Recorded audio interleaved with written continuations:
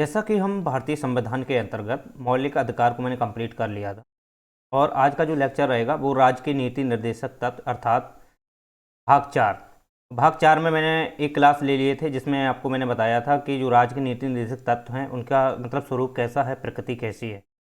तो अनुच्छेद 36 से जो 51 है वो कम्प्लीटली देखे जाएं तो राज्य के नीति निर्देशक तत्व हैं और राज्य के नीति निर्देशक तत्व जो हैं वो व्यक्तियों को प्राप्त नहीं है जबकि राज्यों को दिए गए हैं। राज्यों को क्यों दिए गए हैं? वो इसलिए दिए गए हैं कि जिस प्रकार से मौलिक अधिकार एक व्यक्तियों को प्राप्त हैं तो व्यक्ति अपने अधिकारों की मांग कर सकते हैं राज्य से, तो ये राज्यों को एक कर्तव्य दिए गए हैं। जैसे व्यक्तियों को भी मौलिक कर्तव्य दिए गए हैं तो उसी अकॉर्डिंग राज्यों को भी कर्तव्य दिए गए हैं कि वो कोई भी विधि या कानून बनाते हैं तो वो उन कर्तव्यों को ध्यान में रखें जो राज्य के नीति निर्देशक तत्वों के सिद्धांत पर आधारित हैं। राइट, तो ये हमने सब आपको बता दिया था नेक्स्ट पिछले लेक्चर में। आज जो लेक्चर है वो 36 से 51 तक जो अनुच्छेद रहेंगे, तो अनुच्छेद जो 36 है उसमें हम पहले समझने का प्रयास करेंगे कि अनुच्छेद 36 है वो क्या कहता है। जैसा कि आप जानते हो कि इससे संबंधित बहुत सारे वाद रहे हैं जो सुप्रीम कोर्ट ने अलग अलग दिए हैं, जिसमें मिनर्वा मिल्स भी मैंने पढ़ा था 1980 में। तो वहाँ पर देखा जाए तो जो राज्य के नीति निर्देशक तत्व हैं और मौलिक अधिकार हैं इनको एक समानता दी गई थी कि मौलिक अधिकार और राज्य के नीति निर्देशक तत्व हैं वो एक दूसरे के पूरक हैं। लेकिन चंपकन जो दौराई मामला 1951 था उसमें भी देखा जाए तो मौलिक अधिकार को बड़ा माना गया था, क्योंकि 368 जो अनुच्छेद था उसके तहत देखा जाए तो किसी में भी संशोधन करने की शक्ति जो है वो संसद को दी गई और संसद जो है वो विधि के द्वारा स्थापित प्रक्रिया से ही कानून बनाती है। जब विधि द्वारा स्थापित प्रक्रिया से कानून बनाती है तो 368 की तरफ से पावर प्राप्त है, जबकि अनुच्छेद 13 है वो मौलिक अधिकार को शक्ति देता है। राइट, तो यहाँ पर चंपकन दौराई मामला था उसमें इसलिए इसको विशिष्ट सिद्धांत मतलब विशिष्ट महत्व इसलिए दिया गया था कि जो 368 है उसके तहत संसद को पावर है कि वो भारत के मतलब संविधान के किसी भी अनुच्छेद में मतलब संविधान के किसी भी भाग में या अनुच्छेद में उसे संशोधन करने की शक्ति प्राप्त है। राइट, लेकिन इसी मामले को केशवानंद भारती मामला में इसको मूल ढांचे को छोड़ करके और सभी में संशोधन करने की शक्ति दी गई थी। ओके, तो ये सब मैंने कंप्लीट पढ़ लिया था। आज जो हम लेक्चर पढ़ेंगे वो इसी से संबंधित है कि अनुच्छेद 36 वो क्या कहता है। अनुच्छेद जो 36 है ये राज्य की परिभाषा से संबंधित है, यानी कि राज्य एक्चुअली में कहते किससे हैं।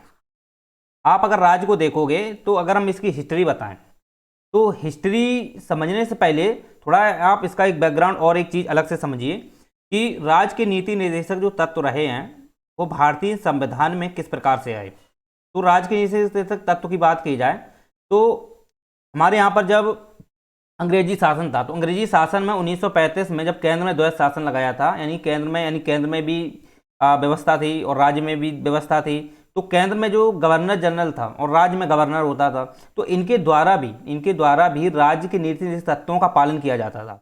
भले ही संविधान वो चीज़ निहित नहीं थी उस समय, ना संविधान बना था, क्योंकि अंग्रेजों ने जो अपनी व्यवस्थाएं बना रखी थी चाहे वो उनकी मौलिक प्रकार की हों या किसी भी टाइप से हों, उन्होंने जो व्यवस्थाएं की रखी थी वो एक कानून के आधार पर वो अपनी व्यवस्थाओं को संचालित करते थे। तो उन्हीं व्यवस्थाओं को एक आधार मानते हुए जो उन्होंने व्यवस्थाएं दी थी वो थे राज्य के नीति निर्देशक तत्व। ओके, तो गवर्नर जनरल था और केंद्र में गवर्नर जनरल होता था, राज्य में जो हुआ करते थे वो गवर्नर होते थे। तो वो जब विधि बनाते थे, कोई भी विधि बनाते थे तो वो उन कानूनों का या जो भी उनके अपने विचार हुआ करते थे तो उसके अकॉर्डिंग वो डिसाइड करते थे कि मुझे किस प्रकार से शासन प्रशासन को चलाना है और विधियों को बनाना है। ओके, तो इस अकॉर्डिंग वो डिसाइड कर लेते थे। लेकिन बात यहाँ आती है कि जो गवर्नर जनरल होता था, ओके, गवर्नर जनरल होता था, ये वर्तमान में देखा जाए तो राष्ट्रपति हैं और गवर्नर जो होते थे, गवर्नर राज्य में होते थे, ये राज्यपाल हैं जो वर्तमान में।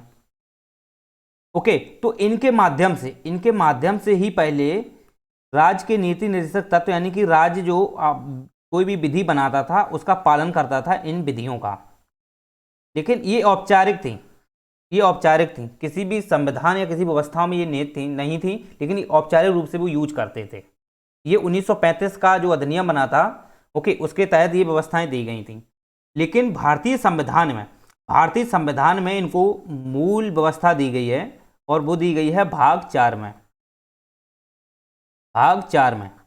ओके, तो भाग 4 में इनको शामिल करने का क्या मतलब था, तो इसको पहले आप ये समझिए कि जो मौलिक अधिकार एक प्रकार से नकारात्मक एवं सकारात्मक होते हैं। मौलिक अधिकार नकारात्मक एवं सकारात्मक होते हैं। जबकि जबकि आप नीति निर्देशक तत्व देखोगे, नीति निर्देशक अगर आप तत्व देखोगे तो ये सकारात्मक होते हैं, लेकिन राज्यों के लिए हैं सकारात्मक, व्यक्तियों के लिए नहीं, क्योंकि व्यक्ति यहाँ पर इन अधिकारों के विरुद्ध सुप्रीम कोर्ट नहीं जा सकता। ये अबाध योग होते हैं, इनकी प्रकृति एवं स्वरूप जो है वो एक अबाध योग है, इसलिए इसके विरुद्ध आप सुप्रीम कोर्ट नहीं जा सकते हो। सुप्रीम कोर्ट पास जाते हो कि मुझे सर मेरे लिए कोई विधि नहीं बनाई है, या मुझे कोई रोजगार नहीं दिया है गवर्नमेंट ने, या कोई व्यवस्थाएं नहीं दी है, या कोई ऐसे संसाधन उपलब्ध नहीं कराए हैं, ठीक, या आवास योजना नहीं दी है, तो आप सुप्रीम कोर्ट में जाओगे तो सुप्रीम कोर्ट भाई खड़े हाथ कर लेगा कि मैं इसमें कुछ नहीं कर सकता, क्योंकि ये अबाध योग होते हैं। तो इनका प्रकृति ये स्वरूप है, ये अबाध योग है। तो ये हमने कल सब कुछ कंप्लीट कर लिया था, अभी थोड़ा बैकग्राउंड समझ के चलते हैं ना। तो अब बात ये आती है कि जो मौलिक अधिकार हैं वो नकारात्मक सकारात्मक प्रवृत्ति के होते हैं, जबकि राज्य के नीति निर्देशक तत्व हैं वो एक सकारात्मक होते हैं राज्यों के लिए। ठीक, राज्य कोई भी कानून विधि बनाता है, और राज्य जो विधि या कानून बनाता है तो वो इन चीज़ों को ध्यान में रखता है कि हमें अपने व्यवस्थाओं को कैसे संचालित करना है, या कल्याणकारी व्यवस्था कैसे कल्याणकारी राज्य व्यवस्था को कैसे स्थापित करना है। तो इस उद्देश्य हेतु ये उनको प्रदान किए गए हैं। तो हमारे जो निर्माता रहे हैं, संवैधानिक निर्माता रहे हैं, उसमें आप देखोगे जो भीमराव अंबेडकर और बी एन राव जो सलाहकार थे, भीमराव अंबेडकर और बी एन राव ये सलाहकार थे, राइट। तो इन्होंने ही संविधान के जो राज्य के नीति निर्देशक तत्व थे इनको ही एक प्रकार से देखा जाए तो ये राज्यों के एक प्रस्तावना के रूप में इन्होंने प्रस्तुत किया था कि राज्य अपनी अगर व्यवस्था संचालित करेगा, अगर वो कल्याणकारी व्यवस्था स्थापित करेगा, तो इनको किस प्रकार से रेगुलेट करना है, किस प्रकार व्यवस्थित करना है। तो ये समाज को दिखाना है कि मुझे कोई व्यवस्था अगर स्थापित कर रहे हैं तो निश्चित रूप से वो इन कानून या इन जो मौलिक दिए गए हैं, जो राजनीतिक तत्व दिए गए हैं, इनके तहत ही वो काम को संचालित करेंगे। तो ये भीमराव अंबेडकर और बी एन राव एक सलाहकार के आधार पर इनको डिसाइड किया गया था। तो इसके पीछे बहुत सारे सुप्रीम कोर्ट ने अपने अलग अलग बहुत सारे वाद दिए हैं, तो उसमें हमने सब कुछ पढ़ लिए थे। तो अब बात ये आती है कि यहाँ पर अगर आप देखोगे कि ये अबाध योग है, क्योंकि अनुच्छेद जो 37 अनुच्छेद है वो यही स्वरूप को दर्शाता है, उनके स्वरूप को ये दर्शाता है कि ये किस प्रकार से अबाध योग इनको क्यों कहा गया है। तो अबाध योग का मतलब ये है कि आप सुप्रीम कोर्ट में इसके विरुद्ध नहीं जा सकते हो। अगर बात ये आती है कि क्या इसमें संसद भी कुछ संशोधन करके इनको योग बना सकती है, तो ऐसा कोई संविधान में अभी तक प्रावधान नहीं किया गया है कि संसद इनको अबाध योग कर सके या न्यायपूर्ण कर सके। लेकिन ये न्याय से विरुद्ध होते हैं, अर्थात ये अबाध योग होते हैं, सुप्रीम कोर्ट इसमें कुछ नहीं कर सकता है। तो ये अनुच्छेद 37 ये स्पष्ट करता है। जबकि अनुच्छेद जो 36 है वो राज्य के विषय में विशेष सिद्धांत देता है कि राज्य एक्चुअली कैसे कहते हैं। तो आप राज्य की आपने सप्तांग मंडल सुना हो, सप्तांग मंडल था जो कौटिल्य ने दिया था कि राज्य के मतलब 7 अंग होते हैं, ओके। लेकिन यहाँ पर ऐसी व्यवस्था नहीं है। यहाँ पर जो राज्य की नीति निर्देशक तत्व में राज्य की जो व्यवस्था दी गई है वो कानूनी वैधता के आधार पर दी गई है, अर्थात कि जो केंद्र में जो भी केंद्र की व्यवस्थाएं हैं या उसके प्राधिकरण है, प्राधिकरण का अर्थ यहाँ पे होता है कि जो भी वहाँ की अपनी स्थायी या अस्थायी रूप से जो व्यवस्थाएं हैं, चाहे वो कोई भी मंत्रालय हो, चाहे आयोग हो, या कोई भी ऐसे अर्ध न्यायिक जो संस्थाएं हैं, उनको हम प्राधिकरण रूप में डिसाइड करते हैं। तो प्राधिकरण या कोई केंद्र स्तर पर जो काम कर रही हैं वो सभी, और राज्य स्तर पर जो भी काम कर रही हैं, चाहे राज्य स्तर पर आप देख सकते हो कि राज्य निर्वाचन आयोग आप देख लो, या राज्य से संबंधित जो भी व्यवस्थाएं हैं, जो राज्य के अपने उससे राज्य से संबंधित जो भूमि पर जिस प्रकार की समाज को हित के लिए जो व्यवस्थाएं स्थापित करते हैं, उनके संरक्षण के लिए जो उपाय करते हैं, जो भी संस्थाएं उपाय करती हैं, वो जो राज्य के जरिए उपाय करती हैं, वो सभी वो सभी उनको हम शामिल कर लेते हैं किसमें, राज्य में। यहाँ पे राज्य में वैसे अगर राज्य की आप परिभाषा देखोगे तो राज्य की परिभाषा आप देखते हो कि वहाँ पे सबसे पहले भूमि देखी जाती है, भूमि पर रहने वाली जनसंख्या देखी जाती है, वह जनसंख्या सरकार देखी जाती है, और सरकार के बाद उसकी संप्रभुता, ये 4 अंग होते हैं। लेकिन यहाँ ऐसे कोई व्यवस्थित नहीं किया गया था। यहाँ पे 36 जो अनुच्छेद है वो स्पष्ट कानूनी वैधता के आधार पर ही राज्य को परिभाषित करता है। तो मुझे लगता है आपको ये चीज़ समझ में आ गई होगी, अनुच्छेद 36, ओके। चलिए, तो 37 का मैंने आपको बता दिया है कि 37 जो अनुच्छेद है वो स्वरूप की बात करता है, यानी कि स्वरूप कैसा होना चाहिए, अबाध योग या बाध्य योग। तो यहाँ पर स्पष्ट है कि ये अबाध योग होते हैं। अगर आप समझते हो अगर ये अबाध योग होने के कारण क्या है, अबाध योग होने के इसका क्या कारण है, तो यहाँ पे आप जानते हो कि राज्य के पास जब संविधान सभा बनी थी, तो संविधान सभा ने जो निर्माता थे उन्होंने आबादी योग इनको इसलिए घोषित किया था कि उस समय हमारे पास पर्याप्त संसाधन नहीं थे, क्योंकि हर व्यक्ति की अपनी एक डिमांड होती है, क्योंकि वो अधिकार उनको दिए गए थे, तो अधिकार के अकॉर्डिंग उनको अगर वो डिसाइड करते हैं कि मुझे किस प्रकार से मांग करनी चाहिए गवर्नमेंट से, या रोजगार से संबंधित है या आवास से संबंधित है, ठीक, क्योंकि वो हर व्यक्ति अपने को डेवलप करना चाहता है, तो इसलिए वो ज़्यादा से ज़्यादा अपने को विकसित करने के लिए वो निरंतर प्रयास करते हैं कि मुझे किस प्रकार से सरकार से मांग करनी चाहिए। तो यहाँ पर सरकार ने इनको आबादी योग इसीलिए घोषित कर दिया कि अगर हम किसी प्रकार की व्यवस्था संचालन लोगों को नहीं कर पा रहे हैं, अगर हम व्यवस्थाएं उपलब्ध नहीं कर पा रहे हैं, तो इन्हें ये पावर नहीं देंगे कि ये सुप्रीम कोर्ट में जाकर के मुझे चुनौती दें। इसलिए यहाँ पर आबादी योग इनको घोषित कर दिया गया, क्योंकि हर व्यक्ति की डिमांड होती है कि ज़्यादा से ज़्यादा विकसित करे, अपने को ज़्यादा से ज़्यादा संसाधन का उपयोग करे, तो सरकार कहाँ से इतना संसाधन लाएगी, क्योंकि उस समय कोई हमारा समाज जो था वो इतना विकसित नहीं था, एक अविकसित समाज था, अविकसित था, लोग इतना जागरूक नहीं थे, शिक्षा विहीन लोग थे, इतना उनको नॉलेज नहीं थी, राइट, तो ना आर्थिक स्थिति से मजबूत थे, तो हमारा जो प्राकृतिक संसाधन थे वो कम ही व्यवस्था में उपलब्ध थे, लेकिन हमारे यहाँ पर मशीनरी उपलब्ध इतनी नहीं थी, ताकि इस वजह से ये जो व्यवस्थाएं की गई आबादी योग की गई हैं। तो यहां पर सबसे पहले आप कारण लिख सकते हो अपर्याप्त संसाधन, राइट, अपर्याप्त संसाधन। तो यहां पर अपर्याप्त संसाधन इसका एक कारण माना जाता है, क्योंकि इनको आबादी योग किस लिए घोषित किया गया, तो इसका एक मुख्य कारण है हमारा अपर्याप्त संसाधन। तो अपर्याप्त एक संसाधन हो गया। दूसरा अगर आप कारण देखोगे तो दूसरा कारण इसमें एक ये था कि शिक्षा का अभाव एक दूसरा ये कारण था। तो इस प्रकार से ये कई कारण बनते थे कि हमारे संविधान में जो राज्य के नीति निर्देशक तत्व हैं, राज्यों को जो कर्तव्य दिए गए हैं वो किस लिए दिए गए, इसीलिए दिए गए थे कि वो इन संसाधनों का उपयोग सही ढंग से करें, यानी कि यहाँ पे लोगों की सलाह से नहीं करना है, लोगों के मतलब कि लोगों मिलकर के आप ये कहें कि मेरा अधिकार बनता है कि हम इनको संसाधनों का अपना प्रयोग करके हम ज़्यादा से ज़्यादा संसाधनों का उपयोग करें, तो ऐसा नहीं कर सकते हो। ये राज्य की व्यवस्था है, राज्य इसको हर तरीके से मतलब कि संचालित करता है, व्यवस्थाएं करता है। तो इसलिए ये अपर्याप्त संसाधन और शिक्षा का अभाव, इन दो कारणों की वजह से ही हमारे यहाँ पर जो राज्य के नीति तत्व हैं संवैधानिक तौर पर उनको आबादी योग घोषित किया गया है। इनको आप चुनौती नहीं दे सकते, सुप्रीम कोर्ट इनके विरुद्ध आप नहीं जा सकते हो, ये राज्य को दिए जाते हैं। ओके, तो ये अनुच्छेद 37 स्पष्ट करता है ये बात। चलिए अब बात हम करते हैं अनुच्छेद 38 की।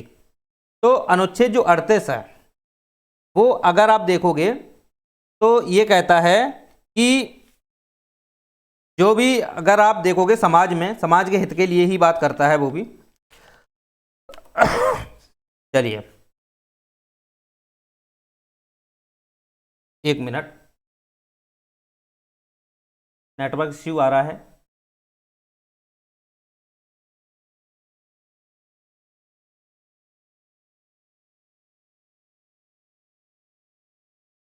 चलिए, तो इसकी मैंने प्रकृति को आपको समझा दिया। अब इसके थोड़ा दर्शन को समझ लो। दर्शन को अगर आप समझ लेते हो तो निश्चित रूप से आप सही ढंग से इसको समझने में स्पष्ट आपको समझ में आ जाएगा।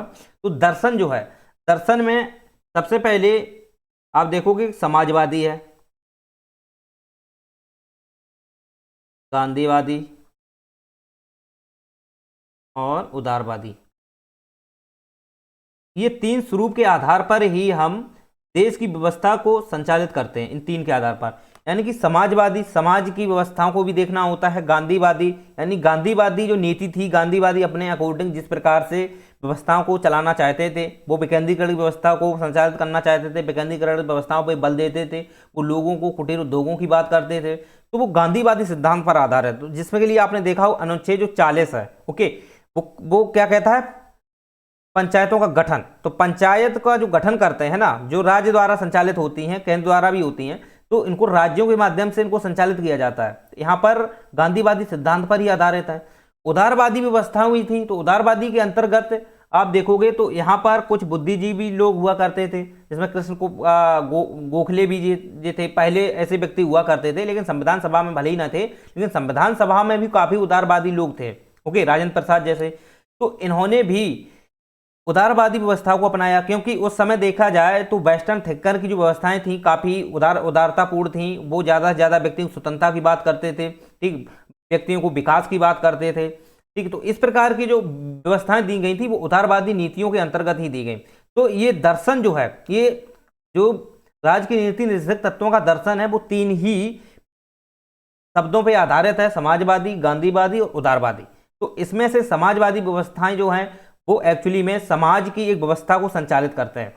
तो 38 जो अनुच्छेद देते हैं वो समाजवादी व्यवस्था को ही इस स्वरूप को प्रदान करते हैं, जिसमें आप देखोगे कि इसके पीछे आप 38वां अनुच्छेद अगर समझोगे तो इससे पहले एक चीज और समझ लीजिए कि जब 25वां संविधान संशोधन हुआ था 1971 में, तो इसमें यह स्पष्ट कहा गया था कि जो व्यक्तियों के अधिक से अधिक संसाधन है, व्यक्तियों का अधिक से अधिक संसाधन है, उनका क्या किया जाएगा, वितरण। यानी कि अधिक से अधिक संसाधन का मतलब ये है कि कोई भी व्यक्ति ज़्यादा से ज़्यादा संसाधनों का संकेंद्रण नहीं करेगा, ज़्यादा से ज़्यादा संसाधनों का किसी प्रकार से संकेंद्रण नहीं करेगा। वो ज़्यादा से ज़्यादा का संकेंद्रण करता है तो उसकी जो संपत्ति है अगर वो चेक की जाएगी, अवैध रूप अगर मिलती है तो वो संपत्ति का वो कब्जे कर करके उसे गरीब लोगों को दे दिया जाएगा, गरीब लोगों को वितरण कर दिया जाएगा। तो ये व्यवस्थाएं जो हैं इसी पे आधारित जो अनुच्छेद 38 है वो एक्चुअली में बाद में 1978 में उसको व्यवस्थित किया गया था। फिर उसको फिर का खा गा में भी जोड़ा गया। फिर 39 अनुच्छेद आप देखोगे तो उसमें भी व्यवस्थाएं की गई हैं। तो 38 अनुच्छेद है वो एक्चुअली में यही स्पष्ट करता है, इन दोनों को मिला जुला रूप है 39 का और 38 का। तो इसमें यही व्यवस्था की गई है कि जो व्यक्ति हैं वो ज़्यादा से ज़्यादा किसी प्रकार का ऐसा संसाधन का ज़्यादा ज़्यादा दोहन नहीं करेंगे या ज़्यादा ज़्यादा संसाधन का संकेंद्रण नहीं करेंगे ताकि गरीब लोगों से वंचित किया जा सके। क्योंकि हमारा जो व्यवस्थाएं हैं वो लोकतांत्रिक समाजवादी है, जहां पर लोगों को भले ही यहां पर अपनी संपत्ति रखने का अधिकार दिया गया, वो संपत्ति रख सकते हैं, वो एक अलग मैटर होता है, लेकिन वो संपत्ति जो है वो व्यक्तियों को ध्यान में रखना पड़ता है। क्योंकि वहां पर केंद्र की जो व्यवस्थाएं होती हैं, केंद्र जो होता है वो उस चीज को देखता है कि मुझे व्यवस्थाओं कैसे संचालित करना है। तो केंद्र एक्चुअली में ये व्यवस्थाओं को संचालित करने का मुख्यकर्ता माना जाता है केंद्र, और ये जो राज्य जो होती हैं, सरकार जो होती हैं, तो वो अपने अकॉर्डिंग डिसाइड करते हैं। तो वो अवैध संपत्तियों को देखते हैं कि कोई भी चीज ऐसी संपत्ति तो नहीं है जो किसी व्यक्ति का अवैध रूप से उसने कब्जा कर रखी हो या अवैध रूप से कोई भूमि का अधिग्रहण कर रखा हो। तो उसको क्या करते हैं, उसको कब्जा करके वो गरीब लोगों को उन योजनाओं के माध्यम से उसको संचालित करते हैं। तो अनुच्छेद 38 यही स्पष्ट करता है कि ज्यादा से ज्यादा कोई भी व्यक्ति है अब संपत्ति का दोहन नहीं करेगा। अगर किसी प्रकार की संपत्ति का अगर वो दोहन करता है तो उसकी संपत्ति को चेक करके उस संपत्ति का वितरण गरीबों को कर दिया जाएगा। तो ये व्यवस्था करता है अनुच्छेद 38। चलिए तो इसमें सबसे पहले हम यही समझते हैं कि जो समाजवादी व्यवस्थाएं हैं, समाजवादी जो व्यवस्था है उसमें आप देखोगे लोकतांत्रिक समाजवाद की बात की गई है। हमारे यहाँ पे समाजवाद पूर्ण रूप से नहीं है, लेकिन समाजवाद आप देखोगे रूस में है, चीन में है, वहाँ साम्यवादी व्यवस्था एक प्रकार की आप समाजवादी देख लो तो वहाँ पर देखने को मिलती है। जबकि भारत में लोकतांत्रिक समाजवाद है, लोकतंत्र के हिसाब से समाजवादी व्यवस्था की गई है। यहाँ पर समाज को भी देखा गया है और लोकतंत्र को भी देखा गया है। यानी कि लोकतंत्र का मतलब है जनता के द्वारा जनता के लिए शासन। तो यहाँ पर सभी व्यक्तियों का एक प्रकार के शासन है, लेकिन वो शासन जो है ना वो कुछ लोगों के माध्यम से ही संचालित होगा। तो ये समाज और लोकतंत्र दोनों के बीच एक जोड़ा मिला जुला रूप है। यानी कि कोई भी अगर संपत्ति है, किसी व्यक्ति की संपत्ति है, राइट, तो वो संपत्ति जो है वो व्यक्ति के पास रहेगी, व्यक्ति के पास भी रहेगी, और वो संपत्ति की जो देख रेख है वो गवर्नमेंट करेगी और अपने अकॉर्डिंग वो डिसाइड करते हुए उस संपत्ति का वो वितरण करेगी। तो यहाँ पर लोकतांत्रिक समाजवाद है। तो यहाँ पर लोकतंत्र समाजवाद है। तो यहाँ पर सामाजिक, आर्थिक और राजनीतिक, इन तीन टाइप से इनको यहाँ न्याय की व्यवस्था दी गई है। तो समाजवादी के आधार पर ही आप देखोगे तो सामाजिक, आर्थिक और राजनीतिक। अब सामाजिक न्याय क्या होता है पहले इसे समझिए। सामाजिक न्याय की अगर बात की जाए तो समाज में सभी व्यक्ति आप देखोगे एक समान रूप से माने जाते हैं, कि सभी व्यक्ति समाज में एक दृष्टिकोण से हैं। और संवैधानिक दृष्टिकोण है, अनुच्छेद 14 आपने पढ़ा होगा, ठीक है, समानता की बात करता है। ओके, तो अगर कोई भी अगर विधि बनाई जाती है, कोई भी विधि बनाई जाती है, वो राज्य की नीति निर्देशक तत्वों को ध्यान में होकर बनाई जाती है। अगर वो समाज के हित के लिए है, समाज के हित के लिए है, तो हम कह सकते हैं कि ये सामाजिक न्याय है। ओके, अगर वो समाज से थोड़ा अलग है तो हम कह सकते हैं ये समाज के लोगों को वंचित कर रही है, समाज ये अहित कर रही है। तो इस प्रकार से आप ये चीजें बोल सकते हो। तो सामाजिक न्याय में यानी कि समाज से जुड़ी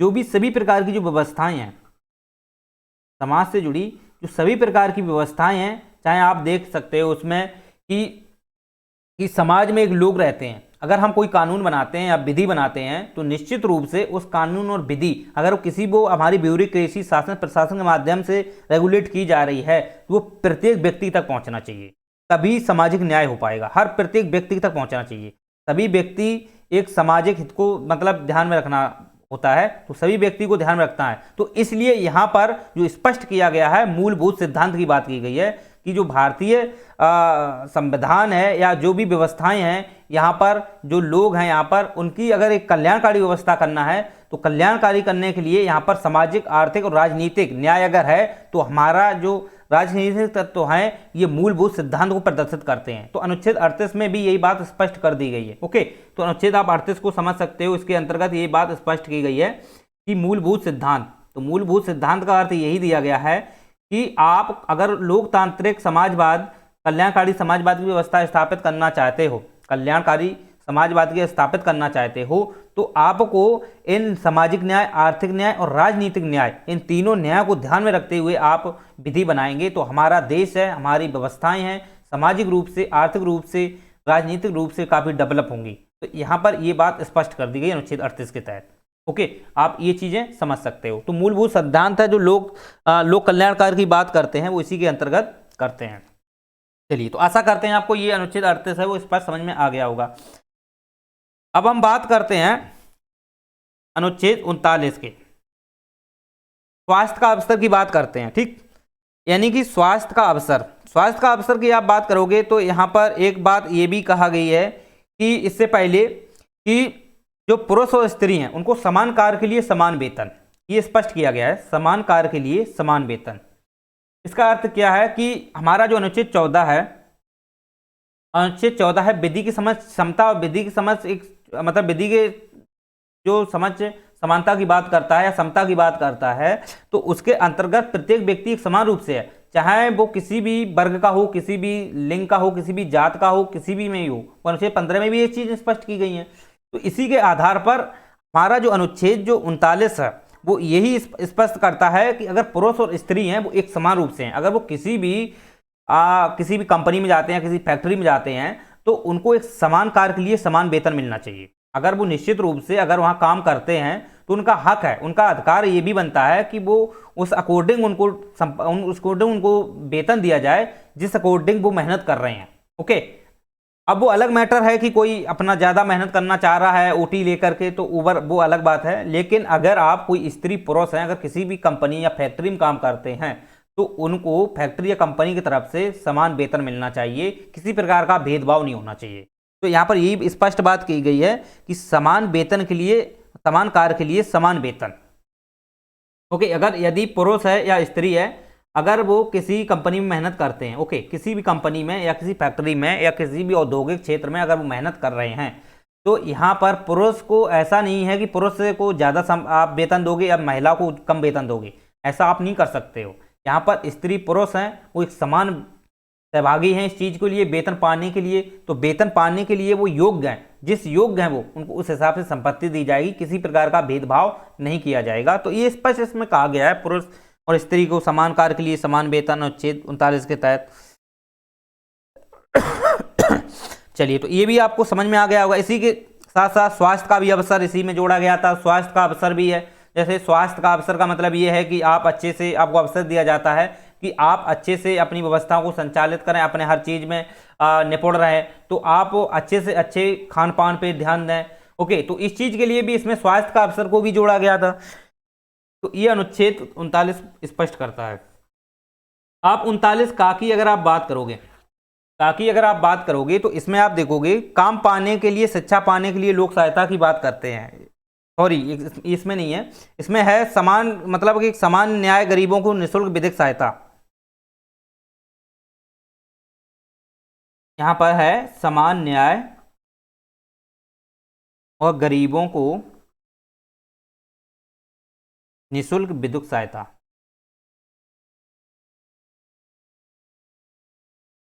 आप देखियोगे हमारा जो समाज है, वो विविधतापूर्ण है। यहाँ पे गरीब लोग भी हैं, अमीर लोग भी हैं, हर प्रकार के हैं, क्योंकि लोकतांत्रिक समाज की, हमारा जो देश है वो लोकतांत्रिक समाजवादी है। यहाँ पर संपत्ति रखने का भी इनको एक प्रकार से देखा जाए तो वो रख सकते हैं, भले ही औपचारिक है, सरकार अपना एक कानूनी अधिकार बना दिया वो अलग बात है, लेकिन संपत्ति लोग रखते हैं औपचारिक रूप से, उनकी संपत्ति पर बना अधिकार एक प्रकार का होता है।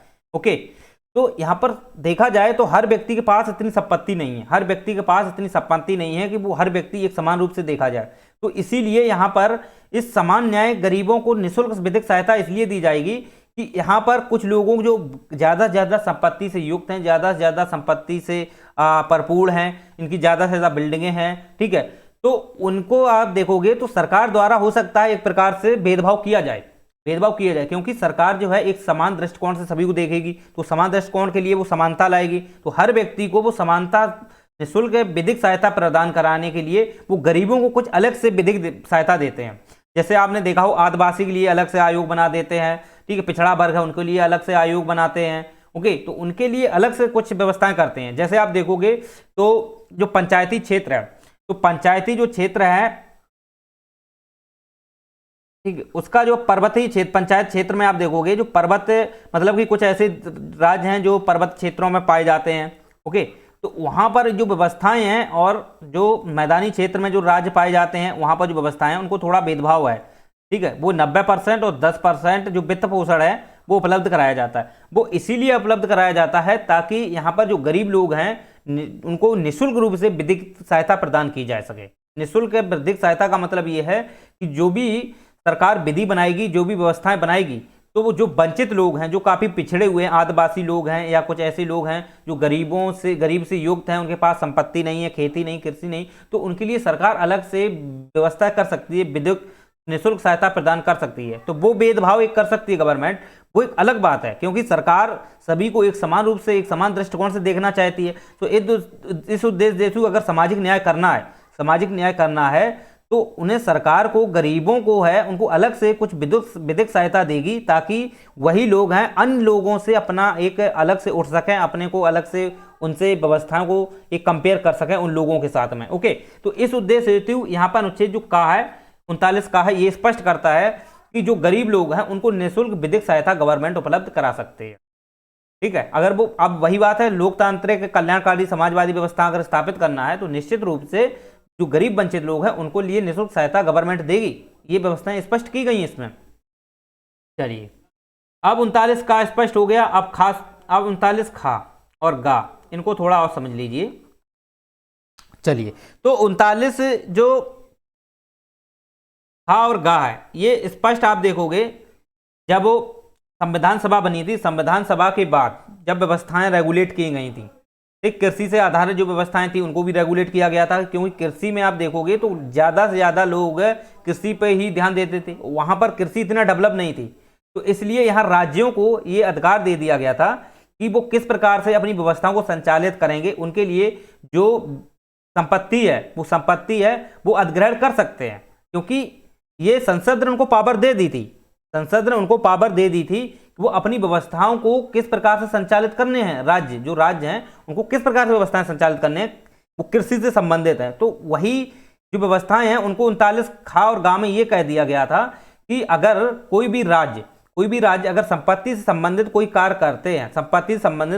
करते हैं तो वो इस चीज के लिए स्वतंत्र है, कि वो व्यवस्थाओं को किस प्रकार से संभालें, किस प्रकार से संचालित करें। इसके लिए उन्होंने क्या किया, जो संपत्ति है अधिग्रहण करने का इनको अधिकार दिया गया राज्यों को। तो इस संसद द्वारा इनको पावर दी गई थी कि वो किस प्रकार से अपनी संपत्ति को अधिग्रहण कर सकते हैं राज्य। तो इस संसद ने इनको पावर दी थी 39 खा में, और गा में स्पष्ट कर दिया गया था कि जो भी 39 खा और गा में अगर कोई भी विधि बनाई जाती है, इससे संबंधित अगर कोई विधि बनाई जाती है तो इसके खिलाफ आप सुप्रीम कोर्ट नहीं जा सकते हो, क्योंकि ये राज्य की नीति निर्देशक तत्व हैं।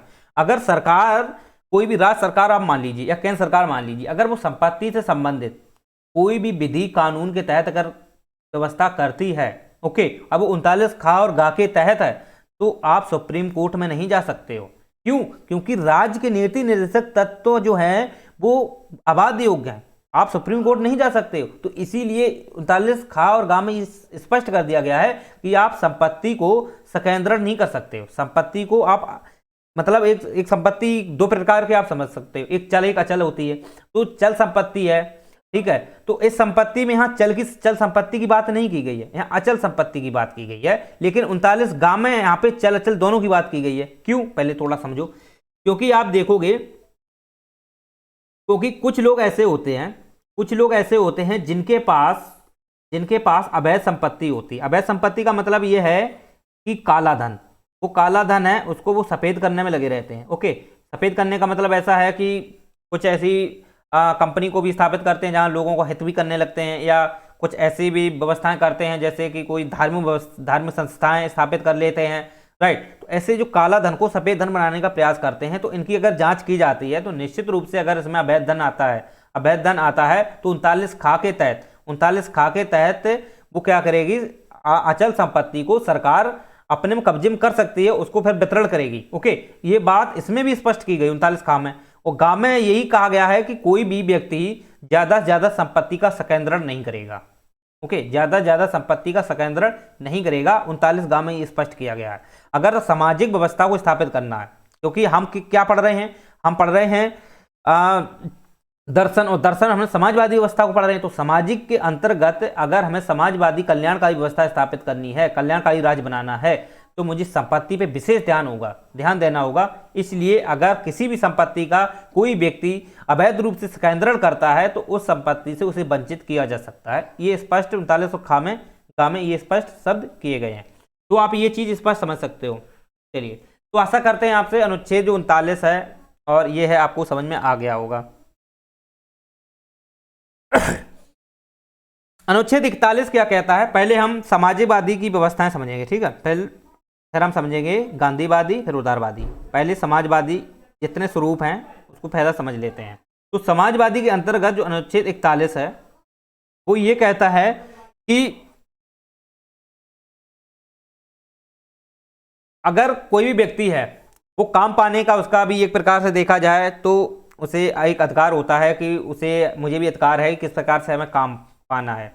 तो सरकार ऐसा नहीं है उसको वो अधिकार दे देती है कि वो किसी प्रकार को काम करने के लिए तुमको हम अधिकार देते हैं कि आप काम पाओ। लेकिन हाँ, व्यक्ति अपने औपचारिक रूप से काम पाने के लिए इच्छुक होता है, हर व्यक्ति चाहता है। ओके, तो व्यक्तियों के एक प्रकार से इच्छा के अकॉर्डिंग, व्यक्तियों की इच्छा के अकॉर्डिंग हर व्यक्ति चाहता है कि वो मतलब कि काम पाना है। तो सरकार की एक प्रकार से सरकार भी यही चाहती है कि मुझे व्यक्तियों को कैसे काम देना है, कहाँ काम देना है, चाहे रोजगार में, गवर्नमेंट में या प्राइवेट क्षेत्र में भी जो कंपनी फैक्ट्रियां होती हैं जिनका पीएसयू के अंतर्गत जो एक मतलब केंद्रित होती हैं, तो इसके हित मुझे व्यक्तियों को कैसे काम देना है और कैसे शिक्षा देनी है, इसके संदर्भ में गवर्नमेंट ये संरक्षण करती है, राइट। तो यही बात है 41 में कि कोई भी व्यक्ति है, ठीक है, तो उसे शिक्षा कैसे देनी है, उसे काम कैसे देना है, ये सब कौन करेगी, राज्य करेगी। ये राज्य करता है इस चीज कि मुझे अपना हित करना है या व्यक्तियों का हित करना है, राज्य को कल्याणकारी व्यवस्था स्थापित करनी है। तो इस उद्देश्य हेतु हर व्यक्ति को काम देने के लिए सरकार निरंतर प्रयास करती है, निरंतर शिक्षा देने के लिए प्रयास करती है। तो आप देखोगे काम से संबंधित कितने सारे सरकार ने छोटे छोटे उद्योगों को भी डेवलप किया है, राइट। उद्योग क्षेत्र में बहुत से ज़्यादा ऐसे बहुत सारा इतना वित्त देने का प्रयास किया है कि वो ज़्यादा से ज़्यादा डेवलप कर सकें। एमएसएमई क्षेत्र देख लो आप कितना ज़्यादा विस्तृत हो रहा है। तो इनके आधार पर ही ये बात की गई है कि हम व्यक्तियों को संरक्षण देंगे, काम उनको देने का उनका प्रयास करेंगे, कि उनको शिक्षा देने का प्रयास करेंगे, दोनों को हम देने का प्रयास करेंगे कि व्यक्ति ज़्यादा से ज़्यादा डेवलप कर सके और हम लोकतांत्रिक समाजवाद कल्याणकारी व्यवस्था को स्थापित कर सकें। इसलिए अनुच्छेद 41 स्पष्ट शब्द कहता है। ओके, तो ये चीज अनुच्छेद जो 41 है वो आपको स्पष्ट समझ में आ गया होगा।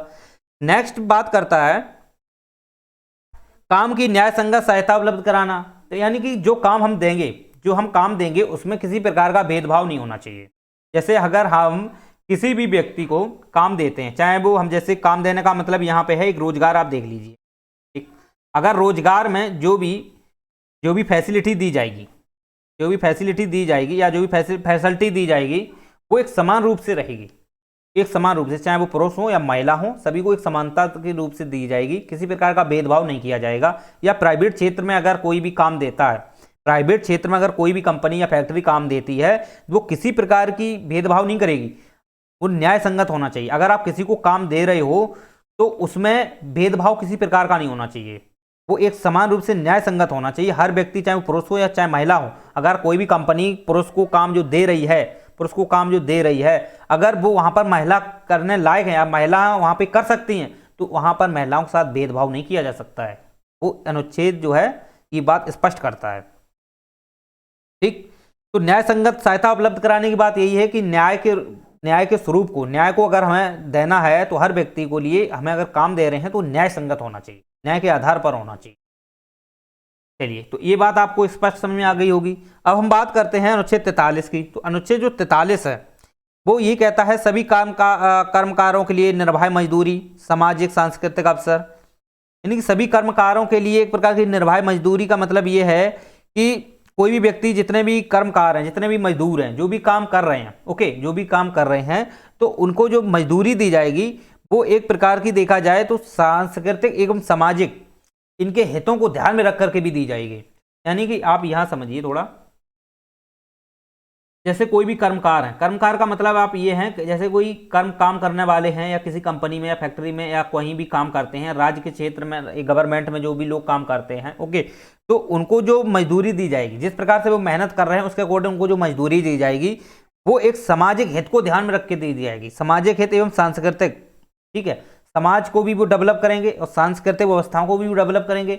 इसलिए उनको इन चीजों को ध्यान में रखना होगा कि हम आपको जो संपत्ति दे रहे हैं उस संपत्ति का आप किसी प्रकार का दुरुपयोग नहीं करोगे, समझ रहे हो। वो संपत्ति जो है सामाजिक हित के लिए, सांस्कृतिक अवसर के लिए होनी चाहिए। अगर आप किसी भी प्रकार की संपत्ति का अगर अवैध रूप से, अगर संपत्ति आपने जो गवर्नमेंट ने आपको मेहनत की मजदूरी दी है, आप उस संपत्ति का आप किसी को अवैध रूप से यूज कर रहे हो तो निश्चित रूप से आप पे उस पर कार्रवाई की जा सकती है।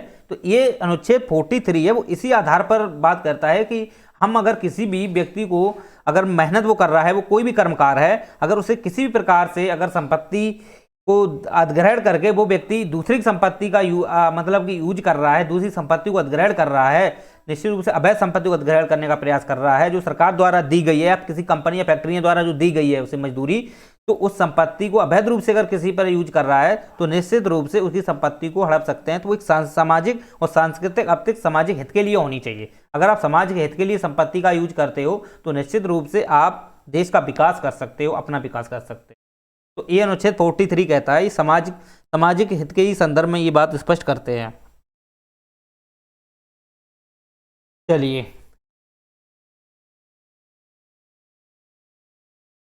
तो यही है। अब पोषाहार स्तर, जीवन स्तर ऊंचा करना, लोक स्वास्थ्य का सुधार, ये भी अनुच्छेद 47 में कहा गया है। 43 काम है उद्योगों से संबंधित है, उद्योगों का जो प्रबंधन है, ठीक, कर्मकारों के भाग लेने का प्रबंधन है, ओके, तो उनके बारे में ये स्पष्ट किया गया है। तो अनुच्छेद 43 का है, इसको थोड़ा आप समझ सकते हो। चलिए, तो उम्मीद करते हैं आपसे यही जो अनुच्छेद हैं थोड़े जो सामाजिक हित के ध्यान में रखते हुए जो सरकार को जो भी विधि कानून बनाते हैं या लोगों को किस प्रकार से कृत करने का जो संदेश देते हैं वो 43 है, सॉरी, समाजवादी व्यवस्था है।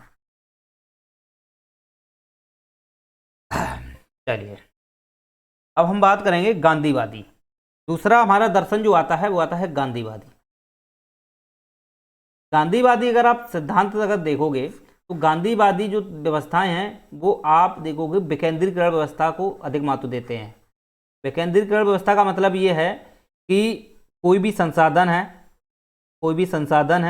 ठीक, वो संसाधन व्यक्तियों के रहेंगे या व्यक्ति उन संसाधनों का प्रयोग करेगा। यानी कि राज्य जो है, राज्य जैसी यहाँ पर उन्होंने कोई बात ही नहीं की है, कोई संसद की राज्य जैसी कोई उन्होंने बात नहीं की है। उन्होंने जो भी संसाधनों की बात की है वो विकेंद्रीकरण होने चाहिए। विकेंद्रीकरण का मतलब है जनता के पास में, जनता उस चीज़ के लिए पावरफुल रहेगी और जनता उनका अपने अकॉर्डिंग ही डिसाइड करेगी मुझे किस प्रकार से व्यवस्थाओं को संचालित करना है, व्यवस्थाओं के आधार पर हमें किस प्रकार से अपने को डेवलप करना है, ओके, और कैसे संसाधनों का प्रयोग करना है, यूज करना है। तो इनके लिए ही गांधीवादी जो थे ये काफ़ी ज़्यादा प्रयास करते थे। तो इनका अनुच्छेद आप 40 देखोगे तो अनुच्छेद जो 40 है वो ग्राम पंचायतों के गठन की बात करता है, ग्राम पंचायत गठन। तो ये गांधीवादी सिद्धांत पर आधारित है, गांधीवादी सिद्धांत पर आधारित है, क्योंकि ग्राम पंचायतें जो होती हैं वो ग्राम विकास करती हैं, यानी ग्रामीण विकास करती हैं। क्योंकि हमारा समाज उस समय अगर देखा जाए तो अविकसित समाज था, तो ज़्यादा से ज़्यादा लोग ग्रामीण क्षेत्र में ही जीवन, सब ग्रामीण ही हमारा देश था। तो वहाँ पर लोग जो व्यवस्थाएं थी ज़्यादा इतना डेवलप नहीं थी, अविकसित थी, लोग इतने जागरूक नहीं थे। तो इसलिए गांधी जी यही समझते थे, जानते थे कि यहाँ पर अगर हम लोगों का हित करना है, ग्राम को विकास करना है, तो मुझे ग्राम क्षेत्र में ही डेवलप करना होगा। तो ग्राम को अगर हम ज़्यादा से ज़्यादा विकास करेंगे तो हमारा देश ऑटोमेटिक विकासशील हो जाएगा, क्योंकि ग्राम हमारा देश है वो ग्रामीण क्षेत्र में बसता है। लगभग में 70% गाँव में हमारे लोग बसते हैं। तो अगर हम ग्राम को विकास करते हैं, उस समय तो ज़्यादा नहीं था, उस समय लगभग में 90-95% सब ग्रामीण में थे, अब थोड़ा डेवलप हो गए हैं। तो उस समय व्यवस्थाएं जो थी तो उन पे आधार पर गांधीवादी जो सिद्धांत है, गांधी जी ने इस हिसाब से ही व्यवस्थाओं को संचालित करने की बात की थी। अगर हम ग्रामीण क्षेत्र में डेवलप करेंगे तो हमारा देश ऑटोमेटिक विकासशील हो जाएगा। उन्होंने इसलिए इस चीज़ों को फोर्स किया था। तो इनकी बातों को ज़्यादा ध्यान नहीं दिया गया था, लेकिन ये गांधीवादी इसलिए इनको व्यवस्थाओं को एक प्रकार से संचालित किया गया। वैसे तो ये संविधान सभा में शामिल नहीं थे गांधी जी, ओके, लेकिन इनकी व्यवस्थाओं को इसलिए ले लिया गया था क्योंकि गांधी जी ने हमेशा ग्रामीण क्षेत्रों पर ही ज़्यादा फोर्स दिया है। यानी चाहे वो कुटीर उद्योग को लेकर के हो, चाहे छोटे छोटे उद्योगों में व्यवस्थाओं को लेकर के आपने देखा हो, उन्होंने मेहनत करने का प्रयास किया था। इसी के साथ साथ उन्होंने ग्रामीण क्षेत्रों में बहुत सारे लोगों को एकत्रित करने के लिए संस्थाएं स्थापित की थी, राइट। तो ये व्यवस्थाओं को उन्होंने डेवलप करने का प्रयास किया, इसलिए उन्होंने ग्राम पंचायत की व्यवस्थाएं हमारे लोगों जो निर्माता रहे हैं, संविधान सभा में निर्माता रहे, उन्होंने ये जोड़ा था। लेकिन गांधी जी हमारे संविधान सभा में नहीं थे, ओके, ठीक है। तो ग्राम पंचायतों का गठन का मतलब ये है कि हमारा देश गांव में बसता है, तो अगर ग्राम का विकास होगा तो निश्चित रूप से देश का विकास हो जाएगा। और देश का विकास अगर होता है तो हम कह सकते हैं कि यहाँ पर लोक कल्याणकारी व्यवस्था है। तो ग्रामीण क्षेत्र में आप देखोगे तो इसके लिए आपने देखा हो ग्राम ज्योति योजना है, ठीक, गवर्नमेंट की ग्राम ज्योति योजना है, आप ये देख सकते हो, ओके। आप ऐसी योजनाएं जो गवर्नमेंट करती है, ग्रामीण विकास है या ग्रामीण आवास योजना है, तो ये किनको देखकर करती, ये गांधीवादी सिद्धांत पर ही तो आधारित है। अगर कोई भी सरकार, चाहे वो राज्य हो चाहे केंद्र हो, अगर ग्रामीण क्षेत्र को ध्यान में रखते हुए कोई भी व्यवस्थाएं करती हैं तो आप ये समझिए कि वो दर्शन जो है वो गांधीवादी सिद्धांत पर आधारित है, यानी कि गांधी जी ने जो व्यवस्थाएं दी थी उनके आधार पर है। तो आप कुटीर उद्योग देख लीजिए, तो सरकार कुटीर उद्योगों पर भी बल देती है। MSME देख लीजिए, ये उद्योग जो है सरकार इन पर भी बल देती है, ठीक। तो इन व्यवस्थाओं को सरकार डेवलप करती है। तो अनुच्छेद 41 जो है वो ग्रामीण क्षेत्र में कुटीर उद्योगों की बात करता है, सॉरी, वो जो अनुच्छेद एक प्रकार से देखा जाए 43B है और 43C में जो व्यवस्थाएं दी गई हैं वो कुटीर उद्योगों की भी बात करता है, राइट। आप ये चीज़ें समझ सकते हो। तो ग्राम पंचायत के गठन है, तो यहाँ पे सबसे पहले जो पहला ग्राम पंचायत जो आपने देखा हो राजस्थान, ओके, राजस्थान में सबसे पहले देखने को मिलती है। वहाँ पे जो नागौर था, ओके, वहाँ पर ग्राम पंचायत का सबसे पहले वहाँ प्रधान के जो चुनाव थे, सबको व्यवस्थाएं थी वो की गई थी। तो ऐसा नहीं है कि ग्राम पंचायतें जो राज्यों हैं वो एक समान रूप से हैं, एक समान रूप से नहीं है, कहीं पर 2 स्तरीय है, कहीं पर 3 स्तरीय है, कहीं पर 4 स्तरीय है। तो ये अलग अलग है, वो एक अलग मैटर है। लेकिन ग्रामीण क्षेत्र के विकास के लिए, वहाँ पर विकेंद्रीकरण व्यवस्था के लिए वो उन्होंने ग्राम पंचायतों के गठन की बात स्पष्ट करते हैं।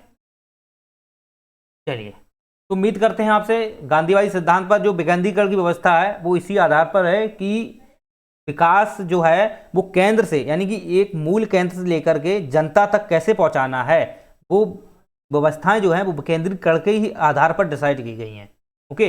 अगर हम संसाधन कोई भी प्रयोग करते हैं तो वो विकेंद्रीकरण के आधार पर होना चाहिए।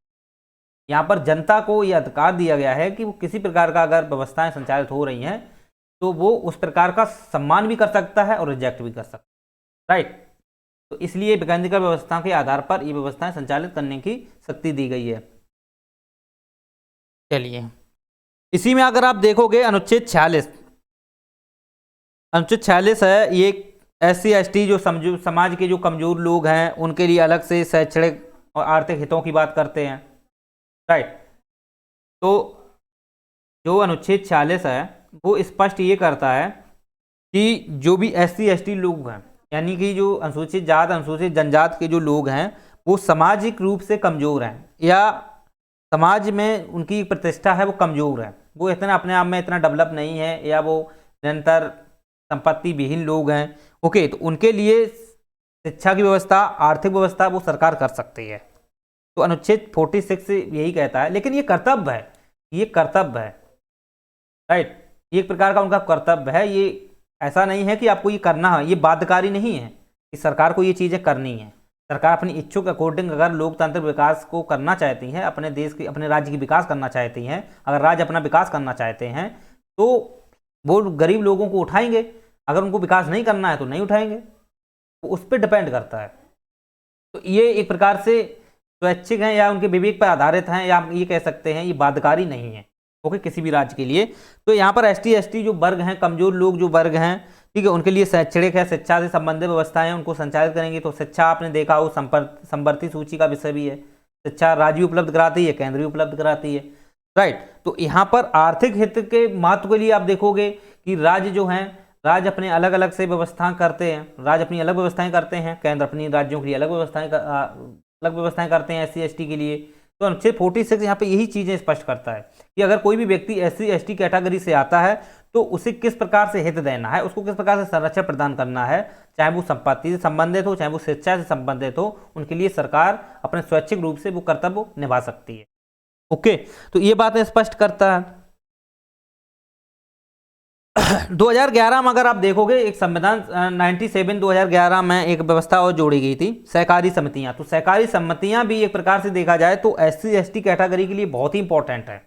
अगर उनको ये अधिकार दिया गया है कि आप किसी प्रकार का संगठन बना सकते हो, वो संगठन एक प्रकार से स्वैच्छिक है, संगठन है, अगर वो संगठन बना रहे हो वो समाज के हित के लिए होना चाहिए, आपके हित के लिए होना चाहिए, ओके। तो आपने देखा हो सहकारी समितियां हैं, स्वैच्छिक संगठन एक प्रकार से जब लोग करते हैं, वो 43B के तहत जो दिया गया 2011 में जोड़ा गया था।